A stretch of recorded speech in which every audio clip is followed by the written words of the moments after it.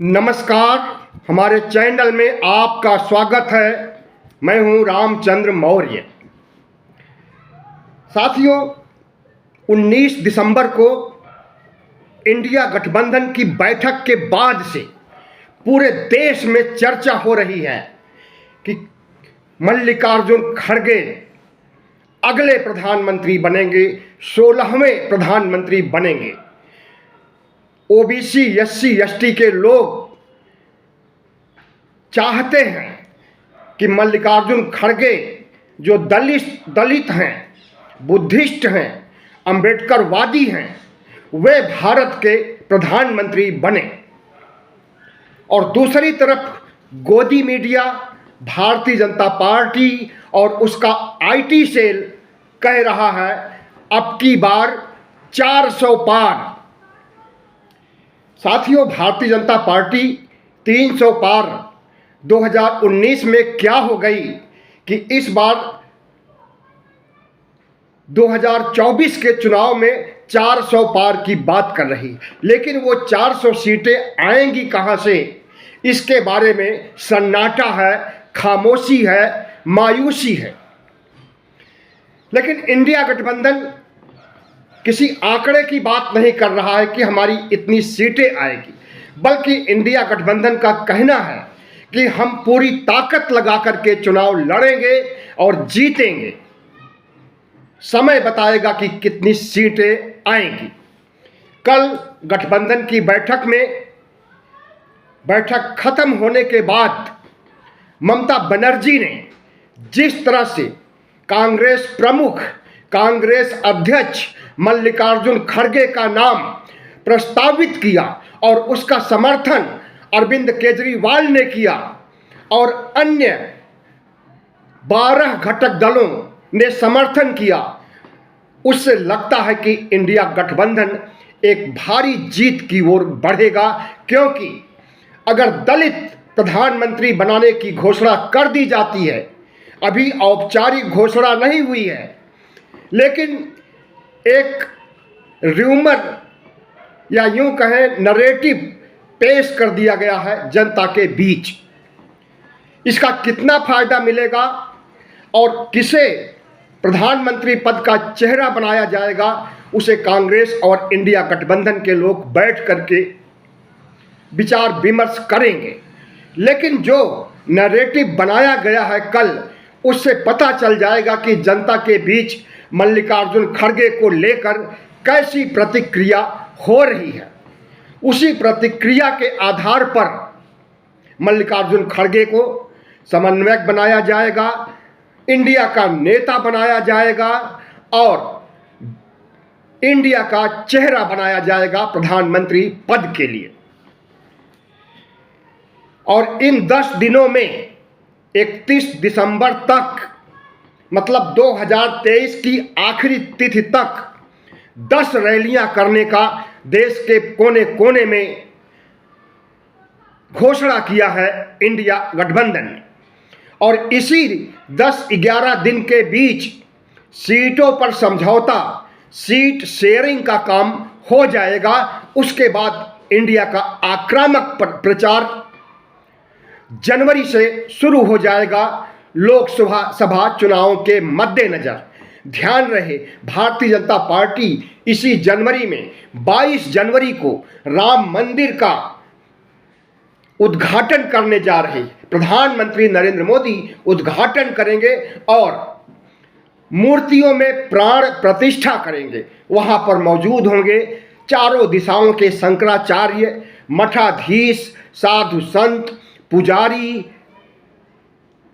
Bharatiya Janata party और कट्टरपंथी हिंदू संगठन। वहां पर उपस्थित कौन नहीं होगा?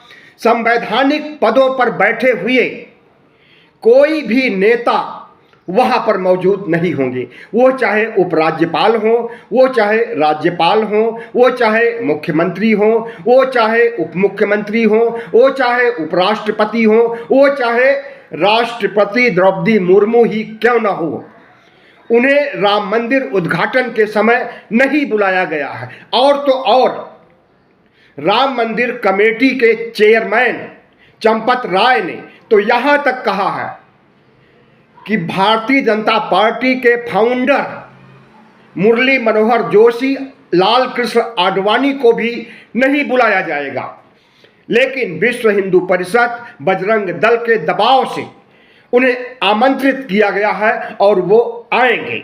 लेकिन कैमरे का फोकस सिर्फ और सिर्फ प्रधानमंत्री के ऊपर होगा। भारतीय जनता पार्टी राम मंदिर और हिंदू मुस्लिम ध्रुवीकरण के आधार पर चुनाव जीतना चाहती है 2024 का, और इसके लिए उसने बहुत बड़ा एजेंडा सेट किया है। 6 जनवरी से ही भारत राममय हो जाएगा और 22 जनवरी तक राममय पूरा देश हो जाएगा। उसके बाद जुलूस निकाला जाएगा देश के कोने से दूसरे कोने तक, और जुलूस के दौरान हो सकता है, आशंका जाहिर की जा रही है कि दंगे भी भड़क सकते हैं, और दंगे भड़केंगे तो 80-20 का खेला होगा, और 80-20 का खेला होगा तो ये भारतीय जनता पार्टी के लिए संजीवनी का काम करेगा।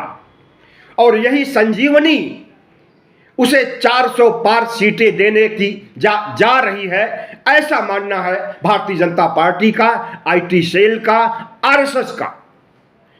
लेकिन हमें नहीं लगता कि धार्मिक ध्रुवीकरण और राम मंदिर, कृष्ण मंदिर, शिव मंदिर का मुद्दा 2024 के चुनाव में काम करेगा। इस बात को आरएसएस भी जानता है, जो मैं समझ रहा हूं। आरएसएस का मुखपत्र ऑर्गेनाइजर छाप चुका है कि इस बार न तो प्रधानमंत्री नरेंद्र मोदी का मोदी मैजिक चलेगा, और न मोदी का चेहरा चलेगा, और न हिंदू मुस्लिम ध्रुवीकरण चलेगा। इस बात की घोषणा 3 महीने पहले कर दिया है आरएसएस ने उसके मुखपत्र अखबार में। और कर्नाटक के चुनाव में इनका बजरंग बली का मुद्दा फ्लॉप हो गया था बुरी तरह से। और दूसरी बात, ओबीसी, एससी, एसटी समाज में जिस तरह से संविधान को लेकर के, लोकतंत्र को लेकर के जागरूकता हो गई है, और जिस दिन पिछले 15 अगस्त को प्रधानमंत्री कार्यालय का सलाहकार विवेक देबोराय ने संविधान के खिलाफ आर्टिकल लिखा था, उसी दिन आर्टिकल को पढ़ने के बाद, आर्टिकल चारों दिशाओं में छा जाने के बाद, दलित समाज, ओबीसी समाज, एसटी समाज, अल्पसंख्यक समाज, सब ने मन बना लिया है कि संविधान को नष्ट नहीं होने देंगे, भारतीय जनता पार्टी को जरूर भारत मुक्त कर देंगे। भारतीय जनता पार्टी का अहंकार, भारतीय जनता पार्टी का साम दाम दंड भेद, भारतीय जनता पार्टी के अंदर जितनी तानाशाही व्याप्त है, वह सिर्फ विपक्ष के लिए खतरनाक नहीं है, इंडिया के लिए खतरनाक नहीं है, बल्कि भारतीय जनता पार्टी को भी दो फाड़ करने वाली है। प्रधानमंत्री नरेंद्र मोदी का अहंकार, उनकी कुटिल नीतियां और उनके मंसूबे। तो भारतीय जनता पार्टी और उसका संगठन एनडीए इस फिराक में है कि अफवाहों का बाजार गर्म करके, 400 पार की बात कह करके जनता के बीच ऐसा संदेश छोड़ा जाए जिससे कि भारतीय जनता पार्टी को फायदा पहुंचे।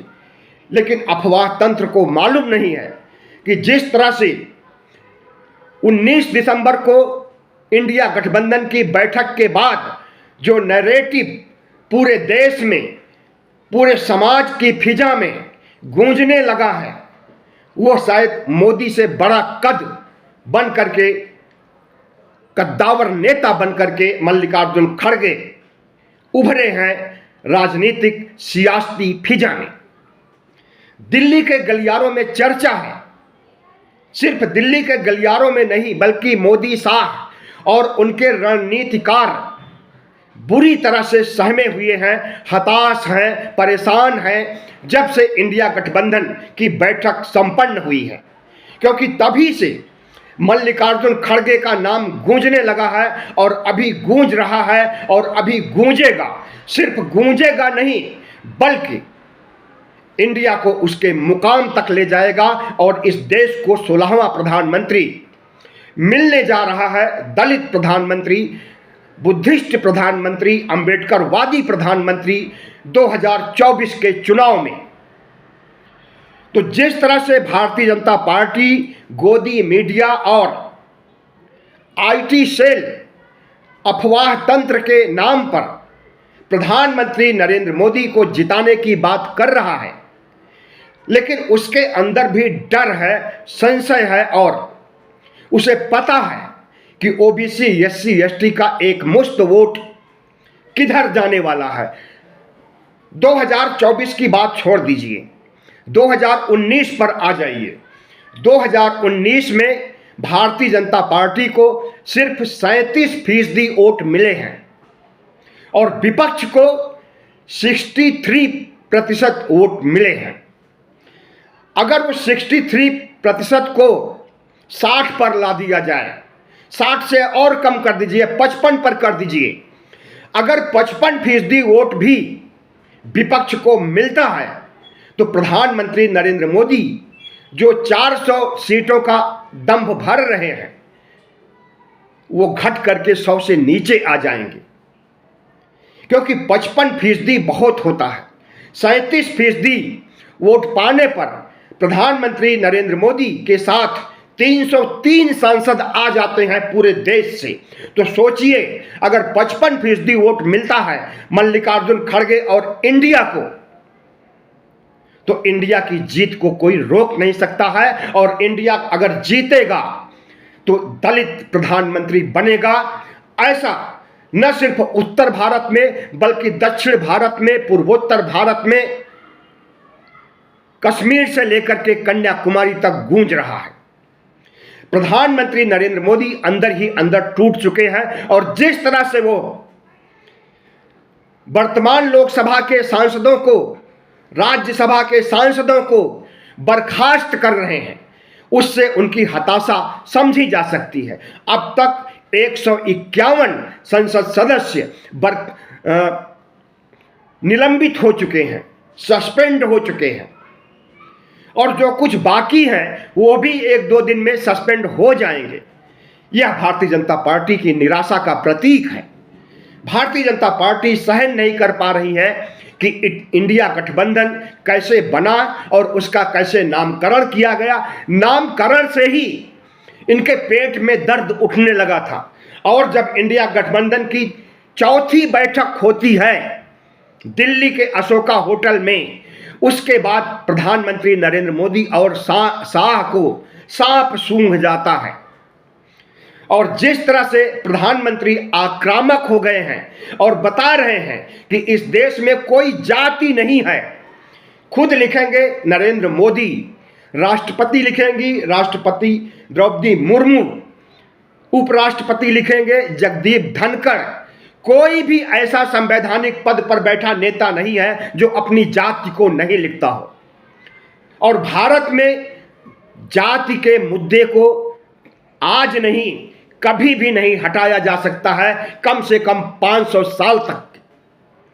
जब तक इस देश में ब्राह्मण है और ब्राह्मणवाद है, तब तक उनके द्वारा बनाई गई जातियां नष्ट नहीं हो सकती हैं। और उसी जातियों के आधार पर सोशल इंजीनियरिंग करके भारतीय जनता पार्टी जीतती रही है अब तक। 2014 से लेकर के और अब तक जितने भी केंद्र के चुनाव, राज्य के चुनाव भारतीय जनता पार्टी जीती है, उसमें ओबीसी, एससी, एसटी का बहुत बड़ा योगदान है। और वो योगदान 2024 में नहीं मिलने वाला है। प्रधानमंत्री नरेंद्र मोदी के लिए सबसे बड़ा संकट यही है कि इंडिया गठबंधन खड़ा हो गया और इंडिया गठबंधन की 4 बैठकें सफलतापूर्वक संपन्न हो गई और सीट बंटवारे का काम भी 31 दिसंबर को खत्म हो जाएगा। सीट बंटवारे में इन्हें उम्मीद है कि मतभेद उत्पन्न होगा और मतभेद उत्पन्न होगा तो कई बड़े घटक दल बाहर हो जाएंगे और इंडिया गठबंधन टूट जाएगा। लेकिन ऐसा कुछ भी नहीं होने वाला है। इंडिया गठबंधन बनने के पहले से इन्होंने आशंका जाहिर की कि इंडिया गठबंधन बनेगा ही नहीं। इन्होंने कहा था कि इंडिया गठबंधन पहली बात तो बनेगा नहीं, और बनेगा तो धराशायी हो जाएगा अपने आप। इन्होंने सीबीआई, ईडी, आईटी केंद्रीय एजेंसियों का भरपूर उपयोग किया इंडिया गठबंधन को तोड़ने के लिए, लेकिन इंडिया गठबंधन टस से मस नहीं हुआ और उम्मीद है कि आगे भी टस से मस नहीं होगा और प्रधानमंत्री नरेंद्र मोदी के लिए, आरएसएस के लिए एक चुनौती बन करके उभरेगा। चले थे कांग्रेस को भारत मुक्त करने के लिए, लेकिन हमें लगता है कि इंडिया गठबंधन भारतीय जनता पार्टी को ही भारत मुक्त कर देगी 2024 के चुनाव में। अगर इंडिया गठबंधन की जीत होती है और एक दलित प्रधानमंत्री मिलता है इस देश को, तो इस देश में अंबेडकरवाद की जीत होगी। और बाबा साहब डॉक्टर भीमराव अंबेडकर ने जो अंबेडकर संविधान बनाते समय सपने देखे थे दलित जातियों, ओबीसी जातियों के उत्थान के लिए, उनका सपना साकार होते हुए नजर आएगा। बाबा साहब भीमराव अंबेडकर ने आशंका जाहिर किया था कि यह संविधान अगर गलत हाथों में जाएगा तो इसके गलत परिणाम आएंगे, और वही हुआ। हालांकि 2014 के पहले भी भारतीय जनता पार्टी की सरकार थी, अटल बिहारी वाजपेयी प्रधानमंत्री थे, लेकिन उस समय भारतीय जनता पार्टी में इस तरह का अहंकार और इस तरह का खुल्लम खुल्ला अत्याचार, अन्याय नहीं था। अडवाणी और जोशी को मार्गदर्शक मंडल में डाल करके भारतीय जनता पार्टी के दो शीर्ष नेता मोदी और शाह ने आज जिस रूप में भारतीय जनता पार्टी को स्थापित किया हुआ है, यह किला ढहने वाला है और ज्यादा समय नहीं, 3 महीने 4 महीने के अंदर यह किला ढह जाएगा। और लाल कृष्ण आडवाणी और अटल बिहारी वाजपेयी जोशी वाली भारतीय जनता पार्टी होती तो एक सशक्त विपक्ष की भूमिका निभाती, लेकिन प्रधानमंत्री नरेंद्र मोदी के अहंकार और मोदी शाह की चाणक्य नीति के तहत जिस तरह से भारतीय जनता पार्टी की छीछा लेदर हो रही है, दक्षिण भारत पूरा सफाया हो चुका है, वहां पर इन्हें एक भी सीट नहीं मिलने वाली है, लोकसभा की भी। कर्नाटक में बुरी हार हो चुकी है, तेलंगाना में हार हो चुकी है, और बाकी राज्यों में इनका जनाधार 1% भी नहीं है, और लगभग 130 सीटें आती हैं दक्षिण भारत से। इन 130 सीटों पर इनका सफाया समझिए, और इस देश में लगभग 20% मुसलमान हैं। 20% मुसलमान भी भारतीय जनता पार्टी को वोट नहीं देने वाले हैं। और अगर दलित प्रधानमंत्री के रूप में मल्लिकार्जुन खड़गे को जिस तरह से पेश किया गया है, लगभग 21% वोट दलित समुदाय का है, पूरा का पूरा वोट शिफ्ट करेगा इंडिया को। 20% अल्पसंख्यक वोट, 20% दलित वोट, और बाकी बचे ओबीसी प्रधानमंत्री नरेंद्र मोदी के द्वारा जनगणना न कराए जाने पर खफा है। पिछड़ी जातियां, अति पिछड़ी जातियां जो गरीबी रेखा के नीचे आती हैं, राष्ट्र की मुख्य धारा में नहीं है, जिन्हें प्रधानमंत्री नरेंद्र मोदी ने प्रलोभन दे करके बहलाया था, फुसलाया था, तो 2014 और 2019 में उन्हें भरपूर वोट मिला। भरपूर ही नहीं, 2019 में तो ओबीसी समुदाय का 44% वोट भारतीय जनता पार्टी को गया था। लेकिन इस बार ओबीसी की भी आंखें खुल चुकी हैं, और एससी यानी दलित समाज मल्लिकार्जुन खड़गे को लेकर के एक भी वोट भारतीय जनता पार्टी को नहीं देने वाला है। और आदिवासी समाज जिस तरह से त्रस्त है, जिस तरह से जंगल जमीन और उसकी प्रॉपर्टी को भारतीय जनता पार्टी जब्त कर रही है, और जिस तरह से आदिवासी के मुंह पर पेशाब कर रही है, आदिवासी समाज खफा बैठा हुआ है। और इन 3 राज्यों के चुनाव में भी ज्यादातर आदिवासी वोट, दलित वोट कांग्रेस को मिले हैं। भले ही हार हो गई है, लेकिन दलित और आदिवासी वोट भरपूर मिले हैं कांग्रेस को। तो भारतीय जनता पार्टी जो सोशल इंजीनियरिंग करती है और उसके आधार पर जीत हासिल करती है, उस सोशल इंजीनियरिंग की पोल खुल गई है। वोट लेगी ओबीसी एससी एसटी से और काम करेगी ब्राह्मणों का, काम करेगी मंदिर बनाने का, काम करेगी कॉरिडोर बनाने का, काम करेगी राम मंदिर बना करके उद्घाटन करने का, काम करेगी बाकी बची मस्जिदों का, मथुरा की मस्जिद का, वाराणसी की मस्जिद का सर्वे कराने, सर्वे के बाद विध्वंस करने, विध्वंस करने के बाद मंदिर बनाने। इनके इस उपद्रव और विध्वंस को अच्छी तरह से भांप लिया है ओबीसी एससी एसटी समाज के लोगों ने, अल्पसंख्यक समाज के लोगों ने। इसलिए भारतीय जनता पार्टी दिन में सपने देखते रहे, लेकिन उसे थोड़े समय बाद दिन में तारे भी दिखाई देंगे।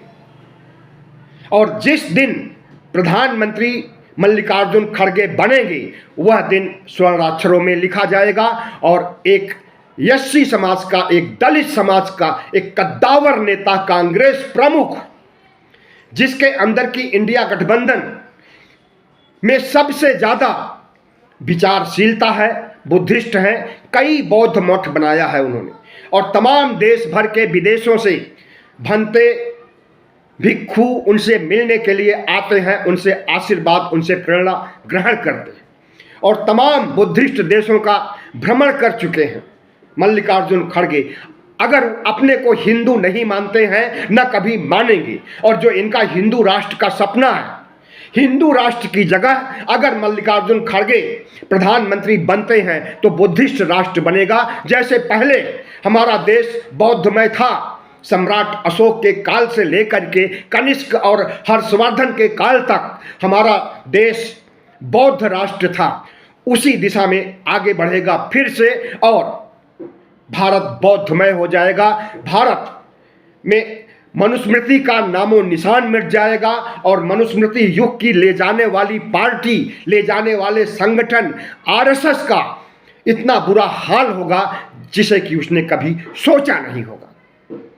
ओबीसी एससी एसटी और अल्पसंख्यक समाज के लोगों से हमारी अपील है कि इंडिया गठबंधन को थोक के भाव वोट दें और प्रधानमंत्री नरेंद्र मोदी आरएसएस के वोट पर चोट करके इंडिया को विजयी बनाएं। इसी में उनकी भलाई है। अगर ऐसा नहीं करेंगे तो यह देश मनुस्मृति युग की ओर लौट जाएगा और हिंदू राष्ट्र बन जाएगा, सिंगोल का प्रतीक राजतंत्र बन जाएगा, और जब राजतंत्र और हिंदू राष्ट्र बन जाएगा तो इस देश में ओबीसी एससी एसटी और अल्पसंख्यक समाज की क्या दुर्गति होगी, उन्हें किस तरह से गुलाम बनाया जाएगा, शोषण किया जाएगा, जैसा कि मनुस्मृति काल में हुआ करता था। तो सावधान रहिए भारतीय जनता पार्टी से और स्वागत कीजिए इंडिया का, स्वागत कीजिए मल्लिकार्जुन खड़गे का कि वो हमारे एक नए प्रधानमंत्री, 16वें प्रधानमंत्री बने और इस देश का कायाकल्प करें, इस देश को विकसित बनाएं, इस देश को आर्थिक मामलों में समृद्ध बनाएं, दुनिया के देशों में पहले नंबर पर आएं। बहुत बहुत धन्यवाद। हमारे चैनल को सब्सक्राइब कीजिएगा, लाइक कीजिएगा और शेयर कीजिएगा।